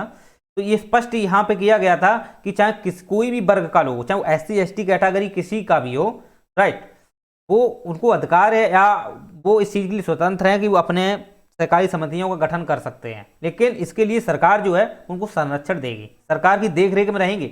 ऐसा नहीं कि आपने कोई भी गठन बना लिया और वो गठन अवैध रूप है, या कोई भी संगठन बना लिया आपने, या कोई ऐसा सहकारी संगठन आपने बना लिया जो दूसरे देशों के साथ अपना मिलजुल के चल रहा है, IS के साथ चल रहा है, ओके। जैसे अभी केरल में आप देख लो, संगठन बना रखा है, वो IS के साथ किसी अलग से उसमें जो ज़्यादा जो हमारे देश के विरुद्ध हैं, ओके, जो शत्रु देश हैं उनके साथ मिलकर चल रहा है। तो ऐसे संगठनों पर सरकार प्रतिबंध लगा सकती है। तो सहकारी समितियों के तहत है, अगर आप कोई भी समिति के तहत अगर आप संगठन बनाते हो तो निश्चित रूप से वो संगठन वैध होना चाहिए, वो समाज के हित में के लिए होना चाहिए, ना कि अनहित के लिए, ठीक है। और वो जो भी संगठन होगा वो हर व्यक्ति के अधिकार को ध्यान में रख के ही बनाया जाएगा। तो इसलिए सरकार जो है ये सहकारी समितियों का स्वैच्छिक गठन की बात इसलिए करती है कि ग्रामीण क्षेत्र है और जो भी कैटेगरी SC ST वर्ग लोग हैं उनका भी एक हित हो सके, क्योंकि वहाँ पर लोग हैं एक मिलजुल करके अपनी मांग कर सकते हैं, या मिलजुल करके अपना एक दूसरे का सहायता कर सकते हैं, अनुदान की सहायता कर सकते हैं। ये व्यवस्थाएं स्पष्ट की गई हैं।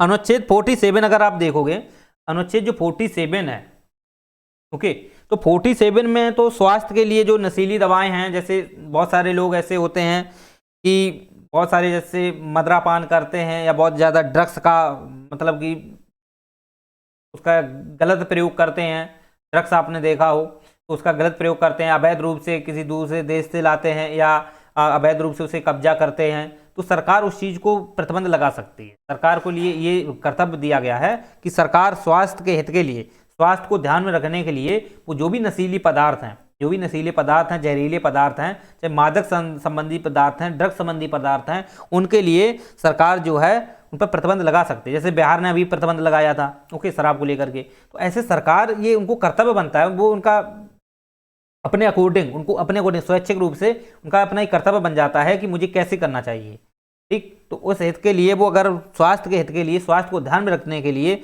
अगर वो किसी भी प्रकार से नशीली दवाओं को, मदिरा ड्रग्स हैं, अगर उन पर प्रतिबंध लगाते हैं तो वो देश के विकास के लिए, राष्ट्र के विकास के लिए और अपने राज्य के विकास के लिए करेंगे। तो ये उनके लिए वो स्वतंत्र दिए गए हैं, ठीक है। अब इनके विरोध में ऐसा नहीं है कि आप सुप्रीम कोर्ट चले जाओगे, सर हमें लत लगी है शराब की तो हमें सुप्रीम कोर्ट जाना है, मुझे मेरी लत है वो छूट गई, मेरा अधिकार बनता है कि मुझे शराब दी जाए। आप नहीं जा सकते हो, नहीं जा सकते हो। क्यों? क्योंकि राज्य तुम्हारे जो राज्य है वो तुमको ही नहीं देखता है, सभी को देखना पड़ता है, सभी को देखना पड़ता है।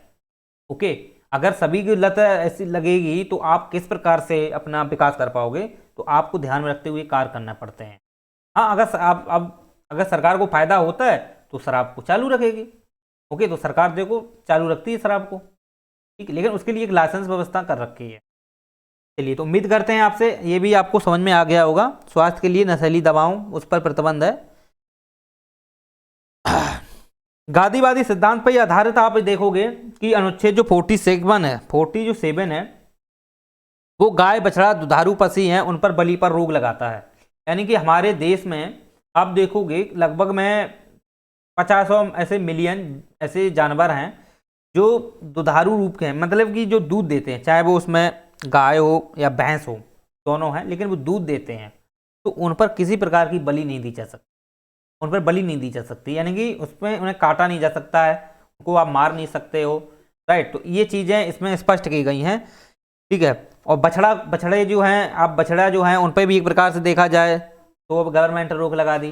तो गवर्नमेंट क्यों रोक लगाती है? गवर्नमेंट को ये कर्तव्य बन जाता है कि मुझे कैसे व्यवस्थाएं संचालित करनी है। तो उस अकॉर्डिंग अगर गवर्नमेंट ये चाहती है कि हमें अपनी गायों पर सुरक्षा रखनी है, गाय हमारी माता है, हमको दूध देती है, ठीक है, तो उस आधार पर जैसे लोग गायों को पूजते भी हैं, तो सरकार इस पर कर सकती है कि हम गायों को, बछड़ाओं को या दुधारू पशु जो दूध देते हैं उन पर किसी प्रकार की बलि या उन पर किसी प्रकार को उन्हें काटा नहीं जाएगा, ठीक, उस पर प्रतिबंध लगाते हैं। तो ये गवर्नमेंट कर सकती है, गवर्नमेंट करती भी है। वो गायों पर रोक लगा रखी है, काट नहीं सकते हो, बछड़ों पर रोक लगा रखी है, ठीक है, दुधारू पशु हैं पर रोक लगा रखी है सरकार ने। तो ये सरकार इस चीज़ के लिए करने के लिए एक स्वैच्छिक है, वो अपने कर्तव्य के अकॉर्डिंग करती है। चलिए, तो ये कुछ गांधीवादी सिद्धांत पर आधारित कुछ थे जो जो गांधी जो चाहते थे, गांधी जिस प्रकार की व्यवस्था चाहते थे उसी के अकॉर्डिंग सरकार ने राज्य की नीति निर्देशक तत्व में गांधीवादी सिद्धांत के अंतर्गत ये व्यवस्थाएं स्पष्ट की हैं, प्रमाणित की हैं। उन्हीं के अकॉर्डिंग ही सरकार जो है अपने नियम, निर्णय, डिसाइड है या कोई भी व्यवस्थाएं हैं रेगुलेट करती है। चलिए, तो गांधीवादी सिद्धांत पर आधारित जो व्यवस्थाएं हैं उनको आपने समझ लिया। अब हम नेक्स्ट जो थर्ड है उदारवादी सिद्धांत पर आधारित, जो हमारे यहाँ पर जब देखोगे तो कोई काफ़ी लोग ऐसे थे, बुद्धिजीवी लोग थे। तो बुद्धिजीवी जो लोग थे उसमें काफ़ी बुद्धिजीवी जो लोग रहे उन्होंने हमेशा देखा जाए तो वेस्टर्न थिंकर को भी अपनाया, क्योंकि वेस्टर्न थिंकर में आप देखोगे तो काफ़ी चीज़ें देखने को मिलती हैं। वो क्या मिलती हैं? सबसे ज़्यादा मिलती हैं कि वो एक प्रकार से देखा जाए तो ज़्यादा से ज़्यादा वो ईश्वर पर इतना विश्वास नहीं करते हैं, राइट, स्वतंत्रता की बात करते हैं। इसके बाद उदारवादी लोग हैं वो संपत्ति की भी बात करते हैं। तो उदारवादी लोग संपत्ति की बात करते हैं, उदारता में स्वतंत्रता की भी बात करते हैं। ओके, तो लोगों को ज़्यादा से ज़्यादा जैसे किसी का हित करना है तो उनके लिए व्यवस्थाओं को संचालित करने की बात करते हैं। तो ये उदारता, ये हमारे संविधान सभा में काफ़ी बुद्धिजीवी लोग थे, उन्होंने ही उदारवादी सिद्धांत को भी अपनाया। क्योंकि आप देखोगे कि जब हमारे यहाँ पे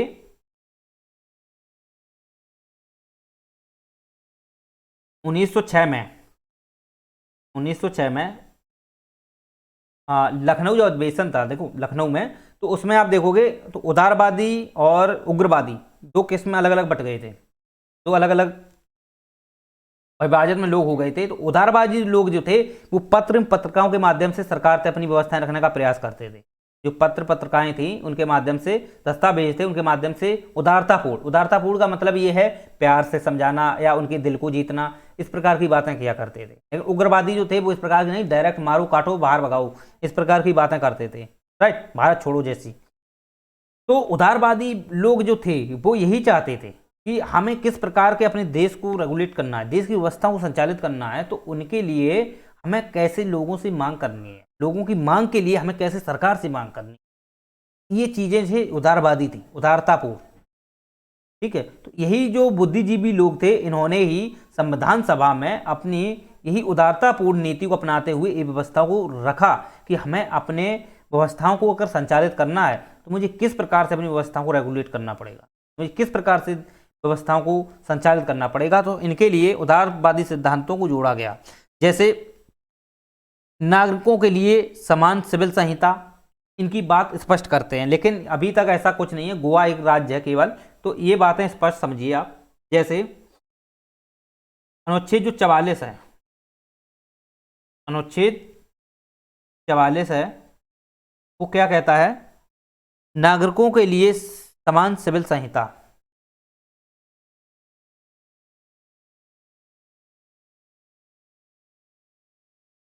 समान सिविल संहिता,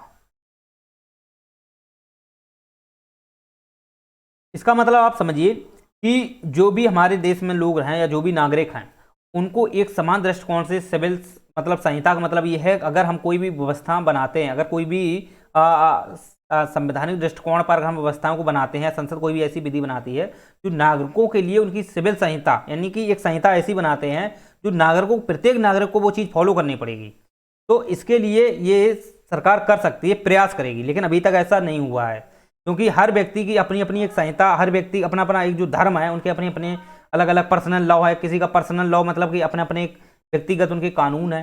यानी व्यक्तिगत कानून का यहाँ पर एक बात आप ये समझिए कि जो भी लोग हैं, ठीक है, वो धर्म के आधार पर अपनी व्यवस्थाओं को संचालित करते हैं। जैसे हिंदू धर्म है या मुस्लिम धर्म है, लेकिन उनकी अपने, जैसे हिंदू धर्म है तो भगवत गीता के अकॉर्डिंग वो अपने काम करते हैं, हर देवी देवताओं को मानते हैं।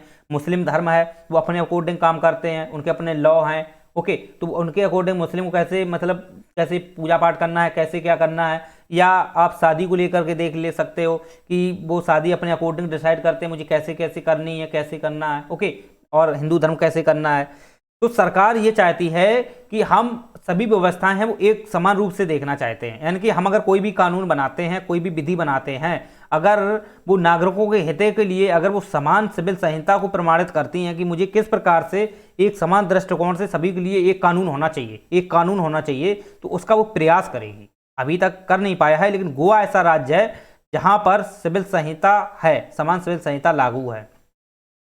ओके, तो वो राज्य के हित में, राज्य ने अपना प्रयास कर लिया है गोवा ने, तो उस प्रकार अकॉर्डिंग हो गया। लेकिन केंद्र में अगर अभी तक ऐसा कोई व्यवस्था हो नहीं पाई है, लेकिन सरकार निरंतर प्रयास करेगी, आने वाले समय में प्रयास करेगी कि हम अपने कानून के आधार पर देश की व्यवस्थाओं को संचालित करें, ना कि जो हिंदू धर्म है, मुस्लिम धर्म है, इनके अकॉर्डिंग पर्सनल लॉ है, इनके अकॉर्डिंग, क्योंकि ये अपने अकॉर्डिंग व्यवस्थाओं को रेगुलेट करते हैं, संचालित करते हैं, ना कि कानून के अकॉर्डिंग। लेकिन अगर कानून, राज्य अगर अपने अकॉर्डिंग डिसाइड करेगा कि मुझे कैसे क्या यहाँ पर व्यवस्थाएं करनी है, राइट, ओके, तो उस अकॉर्डिंग वो डिसाइड करेगा। तो वो इस चीज को स्पष्ट करता है, नागरिकों के लिए समान सिविल संहिता। तो अनुच्छेद जो 44 है वो आप समझ सकते हो। इसके बाद है अनुच्छेद 45। अनुच्छेद 45 में आप देखोगे शिक्षा से संबंधित है, राइट। अनुच्छेद 45 जो है वो शिक्षा से संबंधित है, और शिक्षा यहाँ पे ये बात है कि जो 14 वर्ष हैं, जो 14 वर्ष आयु तक है, वो निःशुल्क शिक्षा की बात करते हैं। आप देखोगे, इसके पहले थोड़ा इसकी हिस्ट्री समझो। जीरो से मतलब जो 14 वर्ष के बच्चे हैं, 0 से 14 वर्ष के जो बच्चे हैं, उनको निःशुल्क शिक्षा की बात करते हैं। तो ये निःशुल्क शिक्षा का एक प्रकार से देखा जाए तो 2009 में आप देखोगे तो RTE बना था, RTE, राइट टू एजुकेशन, यानी कि एक अधिकार बना दिया गया। अधिकार का मतलब ये हो गया कि हम अधिकार देते हैं व्यक्तियों को कि वो 0 से 14 वर्ष तक के हमसे मांग कर सकते हैं, या हम उनको अधिकार देते हैं कि हम इन व्यवस्थाओं को संचालित करेंगे, हम व्यवस्थाओं को स्थापित करेंगे, या लोगों को हम शिक्षा प्रदान करेंगे। कि राज्य का अपना एक दायित्व बनता है, राज्य का ये दायित्व बनता है। तो इसलिए राज्य का एक प्रकार का यहाँ कर्तव्य बन गया कि 0 से 14 वर्ष के जो भी बच्चे हैं, राइट, तो उनको हम निःशुल्क शिक्षा देंगे, उनको निःशुल्क शिक्षा देंगे। कोई प्रकार का कोई भी रुपये नहीं लेना है, कुछ भी, मतलब निःशुल्क शिक्षा का मतलब आप समझते हो ना। तो इसके लिए देखा हुआ आपने, जितनी पंचायतें होती हैं तो वहाँ पंचायतों में सरकारी स्कूल खुले हुए हैं, सरकारी स्कूल होते हैं, वो 0 से 14 वर्ष तक है। वहाँ पे दलिया भात जो भी खिलाया जाता हो ना, वो सरकार द्वारा ही दिया जाता है। उनको पोषण है, मिड डे मील है, जो भी व्यवस्थाएं दी जाती हैं वो सरकार द्वारा दी जाती हैं। तो 0 से 14 वर्ष के बच्चों को उपलब्ध कराए जाते हैं वो। तो 0 से 14 वर्ष के लिए गवर्नमेंट का ये दायित्व बनता है इसमें। क्यों? क्योंकि यहाँ पे राइट टू एजुकेशन अधिकार 2009 में जब आया तो इसने स्पष्ट कर दिया कि राज्य जो है अब इस चीज के लिए उत्तरदायी है कि 0 से 14 वर्ष के सभी बच्चों को निःशुल्क शिक्षा देगा। ओके, अगर वो नहीं देता है तो आप इसकी मांग कर सकते हो, इसकी आप मांग कर सकते हो। इसलिए 21 का, अनुच्छेद 21 का आप इसमें ये बातें स्पष्ट कर दी गई हैं, उनको एक मौलिक अधिकार बना दिया गया था और राज्य का ये भी कर्तव्य बनता है कि वो शिक्षा को उपलब्ध कराएगा। तो अनुच्छेद 14 जो है 0 से 14 वर्ष के जो बच्चे हैं उनको दी जाएगी, अनुच्छेद 45 कहता है, ये स्पष्ट करता है। चलिए, तो उम्मीद करते हैं आपसे ये सब अनुच्छेद समझ में आ गया होगा। फिर से 66वां संविधान संशोधन 2002 में स्पष्ट किया गया था, सभी में इनको जोड़ दिया गया। जैसे आप 0 से 6 वर्ष के बच्चे हैं उनको मौलिक कर्तव्य में रखा गया, राइट, और राज्यों को दिए गई हैं कि वो भी राज्य जो दिए हैं, राज्यों को 0 से 6 वर्ष के बच्चों को पढ़ाने का कर्तव्य दिया गया था और 6 से 14 वर्ष के बच्चों को केंद्र को दिया गया था। इसलिए 0 से 14 वर्ष के बच्चे हैं वो सरकार करेगी, चाहे वो केंद्र सरकार और राज्य सरकार दोनों मिलकर की करेगी। ठीक, वो सरकार, राज्य सरकार जो होती है वो 0 से 6 वर्ष बच्चों को पढ़ाती है आंगनबाड़ी में, जबकि 6 से 14 वर्ष के जो बच्चे हैं वो केंद्र सरकार पढ़ाती है। इसलिए आप देखोगे जो सरकारी जो स्कूल हैं वो केंद्र द्वारा खुले होते हैं, तो वहाँ पे 6 से 14 वर्ष के बच्चे जाते हैं, जबकि 0 से 6 वर्ष के जो बच्चे होते हैं वो आंगनबाड़ी में जाते हैं, वो राज्य उपलब्ध कराती है सेवा, तो दोनों मिलकर कराती हैं 0 से 14 वर्ष के। तो ये राज्य को यहाँ पर एक कर्तव्य है, उत्तरदायी है, इसलिए यहाँ 2009 में RTE जोड़ा गया, राइट टू एजुकेशन। ओके, उम्मीद करते हैं आपसे अनुच्छेद 45 है वो समझ में आ गया होगा। चलिए, तो अनुच्छेद यहाँ 48 जो है वो ये कहता है कृषि पशुपालन की आधुनिक वैज्ञानिक प्रणालियों की मतलब देखरेख है, यानी कृषि पशुपालन मतलब कृषि की देखरेख है या पशुपालन है, उनकी मतलब रख रखाव है, उनसे संबंधित जो भी डाटा है वो सरकार जुटा सकती है। जैसे आपने देखा हो हर चीज़ के लिए एक रिपोर्ट आती है, तो CSIR भी उसमें आप देखोगे तो CSIR भी है, उसमें ये जो काम करती हैं संस्थाएं काम करती हैं कृषि क्षेत्र पशुपालन क्षेत्र में काम करती हैं, ये गवर्नमेंट द्वारा ऑपरेट की जाती हैं, गवर्नमेंट द्वारा इनको रेगुलेट किया जाता है कि अगर ग्रामीण क्षेत्र या शहरी क्षेत्र में जहाँ भी कृषि क्षेत्र संबंधित हैं या पशुपालन हैं उनको लेकर के व्यवस्थाएं करें या उनको रिपोर्ट करें कि यहाँ पर किस प्रकार के लोग व्यवस्थाएं कर रहे हैं अपने ग्रामीण मतलब कि उनके लिए अलग अलग से, जैसे जो भी जानवर हैं पशुपालन है उनके लिए क्या व्यवस्थाएं करते हैं, कैसा क्या करते हैं, ठीक, ये भी देखना होता है। दूसरी बात राज्य जो होते हैं या केंद्र जो व्यवस्थाएं होती हैं उनको तहत भी पशुपालन के लिए अलग से व्यवस्थाएं की जाती हैं। ओके, तो आपने देखा हो उनके लिए सरकार की तरफ से देखा हो आपने बहुत बड़े बड़े वो खोले जाते हैं जहाँ पर जानवर रहते हैं, उनके लिए सरकार उपलब्ध कराती है, भूस उपलब्ध कराती है, सेवाएं उपलब्ध कराती है, राइट। तो ये सरकार का अपना एक उत्तरदायित्व एक प्रकार की कर्तव्य बन जाता है कि मुझे कैसे व्यवस्थाएं करना है। दूसरी बात है आधुनिक वैज्ञानिक प्रणालियां हैं, यानी कि जो भी टेक्निक तरीका है, जो टेक्निक व्यवस्थाएं हैं उनको व्यवस्थाओं को ध्यान में रखते हुए जो भी यहाँ पर लोग हैं, जो भी यहाँ पे डेवलप लोग हैं या फॉरेंसिक क्षेत्र में जो लोग काम करते हैं उनको संरक्षण दिया जाएगा या उनसे प्राप्त जो व्यवस्थाएं हैं, चाहे स्टैम्प से देख लो, ठीक है, स्टैम्प से देख लो या नैनो से देख लो, तो इनसे जो तकनीकें हैं इनमें जो लोग काम कर रहे हैं तो उनसे संबंधित है। अगर सरकार चाहती है कि मुझे ज़्यादा से ज़्यादा डेवलप करना है तो उसके लिए सरकार ये व्यवस्थाएं कर सकती है। ओके, 1 मिनट वेट करो।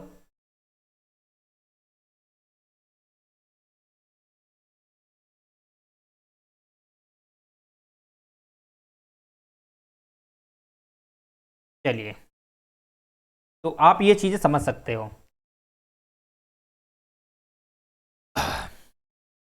तो 40 से 48 जो है वो कृषि पशुपालन आधुनिक प्रणालियां हैं, वैज्ञानिक प्रणालियां हैं, उससे संबंधित है। किस प्रकार से जो वर्तमान में तकनीक है उसमें जो लोग काम कर रहे हैं या जैसे भी तकनीकें हैं उसमें किस प्रकार से उनको डेवलप करना है, ठीक, उस पर रिसर्च करना है, अनुसंधान करना है अर्थात, तो इनके लिए सरकार है उपाय करेगी। तो आप देखोगे इसरो है, DRDO है, निरंतर प्रयास करते हैं, मेहनत करते हैं इसी पे, राइट। तो उनके लिए सरकार अपने अकॉर्डिंग व्यवस्थाएं संचालित करती है, व्यवस्थाओं को रेगुलेट करती है, व्यवस्थाओं को बनाने के लिए, राइट। तो वहाँ पर गवर्नमेंट है अलग से योजनाएं बनाती है कि मुझे कैसे क्या इन तकनीकों को विकास करना है, इसके लिए सरकार करती है।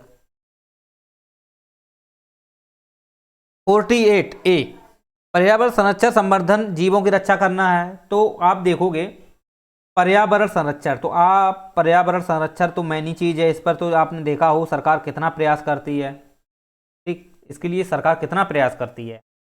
अब पर्यावरण संरक्षण बचाने के लिए कार्बन क्रेडिट आप देख लो एक योजना सरकार चलाती है। इसके बाद आप देखोगे तो इसके लिए पूरा एक अधिनियम 1986 का है, पर्यावरण संरक्षण अधिनियम है, जैव विविधता अधिनियम है, राइट। फिर इसी के बाद आप देखोगे वन अधिनियम है। तो ये पर्यावरण संरक्षण यानी कि पर्यावरण संरक्षण के लिए गवर्नमेंट बहुत प्रयास कर रही है। और इसके लिए आप देखोगे पर्यावरण संरक्षण में उसका संवर्धन, जीवों की रक्षा, तो जीवों की रक्षा के लिए देखा जाए तो कितने प्रोजेक्ट हैं, हाथी project, tiger project, right, lion project. तो ये गवर्नमेंट क्यों कर रही है और जीवों को बचाने के लिए कर रही है, क्योंकि यहाँ पर हम अगर पर्यावरण को संरक्षण देंगे, पर्यावरण को संवर्धन करेंगे, तो निश्चित रूप से हमारा जो देश है वो हरा भरा रहेगा। तो ग्रीन इंडिया तो तभी बन सकता है। तो इसके लिए आप देखोगे तो ज़्यादा से ज़्यादा सरकार इस पर बल देती है, इसके लिए प्रदूषण को रोकने का प्रयास करती है। ओके, और लोगों को भी ये कर्तव्य बनता है कि वो पर्यावरण को ध्यान में रखते हुए अपने काम करें, राइट। लेकिन ये कर्तव्य है उनका, लेकिन उनको बाध्यकारी नहीं है। कई कर्तव्य बन जाता है कि पर्यावरण जिस प्रकार से सरकार इस प्रयोजन के लिए सरकार निरंतर प्रयास करती है कि हम अपनी देश की पर्यावरण व्यवस्था को बनाए रखें, ठीक है, क्योंकि इसका कहीं ना कहीं अगर इस देश में प्रभाव पड़ता है तो विदेश के देश हैं उन पर भी प्रभाव पड़ता है। इसलिए पर्यावरण संरक्षण अधिनियम 1986 आया, जैव विविधता अधिनियम 2002 वाला आया, ओके, वन अधिनियम 2006 आया। तो ये सरकार के जो प्रयास हैं वो पर्यावरण संरक्षण के लिए हैं। सरकार निरंतर प्रयास करती है कि हम अपने पर्यावरण है, हमारा जो आवरण है, राइट, जहाँ हम जीते हैं, ओके, जो हमारे पेड़ पौधे हैं उनको बचाया जा सके, उनको बचाया जा सके, ठीक। तो ग्रीन पीस इंडिया आप देखोगे, सोलर, जो सरकार सोलर लगाने का प्रयास करती है निरंतर, आप वो चीज़ें देख सकते हो, ओके। और आप देखोगे इसके लिए सरकार ने निरंतर प्रयास किए हैं। इलेक्ट्रॉनिक पर आधारित जो सरकार वाहन चला रही है, सरकार क्यों कर रही है? पर्यावरण संरक्षण कर रही है सरकार। हर चाहती है सरकार कि हम अपने पर्यावरण की सुरक्षा करें, उसका संवर्धन कर सकें। तो ये सरकार का अपना एक कर्तव्य बन जाता है। ये पर्यावरण संरक्षण, संवर्धन, जीवों की रक्षा, ये 48 ए के तहत दिया गया है। दूसरा अनुच्छेद 49 ये कहता है स्मारक स्थान वस्तु का संरक्षण है। तो स्थान स्मारक वस्तु का मतलब ये है कि हमारे यहाँ पर जो भी धरोहरें हैं, जो भी हमारे यहाँ पे जो राजा महाराजा थे, उन्होंने जो धरोहर के रूप में जो हमें दिए गए हैं, जो हमें यहाँ पर मतलब कि राज्य के रूप में जो धरोहरें दी गई हैं, चाहे वो आप देखोगे मंदिर हो, मस्जिद हो, या कोई भी किले हों, राइट, हमें इनका क्या करना है? स्मारक को उनका संरक्षण देना। अगर वो किसी भी परिस्थिति में इनके साथ अगर कोई गलत चीज़ें हो रही हैं या इनका मतलब ये नष्टीकरण हो रहे हैं, तो इनको हम पुनरुत्थान कर सकते हैं, पुनरुद्धार करेंगे। तो ये सरकार है। तो आपने देखा हो तो इसके लिए सरकार निरंतर प्रयास करती है। तो सोमनाथ मंदिर के लिए सरकार कितना प्रयास करती है, ओके, सोमनाथ मंदिर को निरंतर उसका पुनरुद्धार करती रहती है। आप केदारनाथ, बद्रीनाथ मंदिर देख लो, स्मारक देख लो, इसके लिए यूनेस्को देख लो, अंतर्राष्ट्रीय स्तर पर आप देखोगे तो हमारे यहाँ पे जो धरोहरें हैं कि उसका मतलब कि उसका एक अलग से यूनेस्को की एक अपनी रिपोर्ट होती है, उसके तहत सरकार बहुत सारे हमारे यहाँ पे धरोहर हैं, राइट। तो आप वो देख सकते हो। इसके बाद सरकार ने भी एक स्मारक अधिनियम सरकार ने बना रखा है कि उसमें आप देखोगे तो जो भी स्मारकें हैं जो काफ़ी डेवलप हैं, ओके, जो पहले से काफ़ी प्रसिद्ध हैं, तो पर्यटन क्षेत्रों के लिए जो ओपन की जाती हैं, तो उनके लिए सरकार उनका संरक्षण करती है। इसलिए संरक्षण करती हैं कि ज़्यादा से ज़्यादा विकास हो सके, हमारी धरोहर, हमारी संस्कृति है वो बनी रहे, ओके। तो इस उद्देश्य से सरकार इसका संरक्षण करती है। तो ये उसका एक कर्तव्य बन जाता है। चलिए, तो 49 है तो ये आपने समझ लिया। अब आता है अनुच्छेद 50, अनुच्छेद 50। अनुच्छेद आप 50 देखोगे तो ये स्पष्ट करता है कि जो राज्य की लोक सेवाएं हैं, ठीक है, राज्य की जो लोक सेवाओं में जो न्यायपालिका है, उनकी जो कार्यपालिका है उनसे पृथककरण की बात करते हैं, राइट। यानी कि लोक सेवाओं में आप देखोगे जितनी भी कार्यपालिकाएं हैं, लोक सेवाओं में जो भी न्यायपालिकाएं हैं वो कार्यपालिकाएं से मतलब पृथक हैं। जैसे आप समझिए, लोक सेवा आप देखोगे, लोक सेवा एक स्थायी कार्यपालिका मानी जाती है।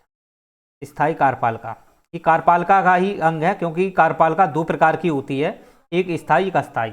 अस्थायी जो कार्यपालिका होती है उसमें मंत्री परिषद सदस्य सभी आ जाते हैं जो राजनीतिक रूप से नेता होते हैं, राइट। ज़्यादा वो शिक्षित नहीं होते हैं, बस थोड़ा मेहनत करते हैं, थोड़ी बहुत पढ़ाई से फिर वो बन जाते हैं, अंगूठा छाप भी बनते हैं, राइट। लेकिन लोक सेवा देखोगे तो लोक सेवा में जो कार्यपालिका है, लोक सेवा में कार्यपालिका वो स्थायी है। और स्थायी जो लोक सेवा है वो आप देखोगे तो IAS IPS से लोग चयन होकर के जाते हैं, वहाँ पे बनते हैं, अधिकारी बनते हैं, तो स्थायी है, वो लंबे समय तक रहते हैं, व्यवस्थाओं को देखते हैं, उन पर एक उनका तो एक प्रकार का कर्तव्य बनता है और वे उत्तरदायी होते हैं, राइट, वो जनता के प्रति उत्तरदायी होते हैं। तो वो जो कार्यपालिका है, वो कार्यपालिका है, वो उसी के तहत आते हैं। लेकिन इनका संबंध न्यायपालिका से नहीं होता है, इनका संबंध न्यायपालिका से नहीं होता है। क्यों? क्योंकि न्यायपालिका आप देखोगे, न्यायपालिका देखोगे तो ये न्याय से संबंधित सभी जो भी अभिपोस्ट हैं या जो भी विवरण हैं उनको मतलब देखरेख करती है या न्याय प्रदान करती है, लोगों का हित करती है, राइट। तो इनका जो संबंध है आपस में नहीं है, क्योंकि यहाँ पर स्पष्ट यही कहा गया है कि जो लोक सेवाओं की जो कार्यपालिकाएं हैं वो न्यायपालिका से पृथक हैं, राइट। यहाँ पर जो भी है लोक सेवा की न्यायपालिका का मतलब कार्यपालिका से अलग हैं, कार्यपालिका से जो लोक सेवक हैं जो कार्यपालिका में आते हैं वो न्यायपालिका से बिल्कुल पृथक हैं। ये स्पष्ट अनुच्छेद स्पष्ट यही करता है, सेपरेट पावर की बात करता है कि जो सेपरेट ऑफ पावर यानी कि यहाँ पर शक्तियों का पृथक्करण, शक्तियों का पृथक्करण, शक्तियों के पृथक्करण का मतलब ये है कि कार्यपालिका की अपनी शक्ति अलग है और न्यायपालिका की अपनी शक्ति अलग है, विधायिका की अपनी शक्ति अलग है, राइट। ये बात इसमें की गई है। लेकिन हाँ, ओवरलेप हो जाती है वो अलग बात है, क्योंकि हमारा जो देश है वो ब्रिटेन की संसदीय व्यवस्था पर आधारित है, ना कि अमेरिका की। अमेरिका भले ही वहाँ से शक्तियों का पृथक्करण अमेरिका से लिया गया है, वो अलग मैटर है, लेकिन व्यवस्थाएं जो हैं वो ब्रिटेन की व्यवस्थाओं के पे ही आधारित हैं, शक्तियों का पृथक्करण, क्योंकि ओवरलेपिंग है। चलिए, तो उम्मीद करते हैं आपसे ये समझ में आ गया होगा शक्तियों का पृथक्करण, जो राज्य की या केंद्र की जो भी शक्तियां हैं, विधायिका, न्यायपालिका, कार्यपालिका, उनके अपने अपने कर्तव्य हैं, अपने अपने उनकी शक्तियां दी गई हैं, वो उनकी अकॉर्डिंग अपना काम करते हैं। अनुच्छेद 51 आप देखोगे, अंतर्राष्ट्रीय शांति सुरक्षा हेतु जो राष्ट्रों के बीच जैसे सम्मानपूर्ण संबंध होने चाहिए या अंतर्राष्ट्रीय विवादों को निपटाने के हेतु प्रोत्साहन देना, तो आप देखोगे कि अंतर्राष्ट्रीय स्तर पर अगर किसी प्रकार की गतिविधि होती है, किसी प्रकार की गतिविधि होती है तो उसमें केंद्र का सबसे प्रथम महत्व होता है, लेकिन राज्य भी अपना अगर महत्व देना चाहें तो दे सकते हैं। ओके, जैसे राज्य के मुख्यमंत्री हैं, विदेश जाना चाहें जा सकते हैं, अपने भाषण भी सुना सकते हैं, राइट, वो कर सकते हैं। तो इसीलिए इसमें स्पष्ट किया गया है अंतर्राष्ट्रीय शांति सुरक्षा के लिए, अंतर्राष्ट्रीय शांति सुरक्षा बनानी है तो उसमें केंद्र का भी दायित्व बनता है, राज्यों का भी दायित्व बनता है। वो किसी प्रकार से अपने राष्ट्र को सम्मानपूर्ण संबंध बनाने के लिए या दूसरे देशों के साथ संबंध बनाने के लिए या राज्यों के बीच में ही अपना संबंध बनाने के लिए वो अंतर्राष्ट्रीय स्तरों पर विवाद को निपटा सकते हैं, उनको प्रोत्साहन दे सकते हैं, या आपस में ही राज्य एक दूसरे को प्रोत्साहन दे सकते हैं, निपटान कर सकते हैं। ये भी इसमें अनुच्छेद 51 में ये स्पष्ट किया गया है। चलिए, तो उम्मीद करते हैं आपसे राज्य के जो नीति निर्देशक तत्व हैं आपको समझ में आ गया होगा, और इसके पिछले वाला आप लेक्चर देखोगे तो काफ़ी इंटरेस्टेड लेक्चर था। आज का जो लेक्चर है वो भी ठीक है। चलिए, तो आशा करते हैं आपको लेक्चर अच्छा लगा होगा।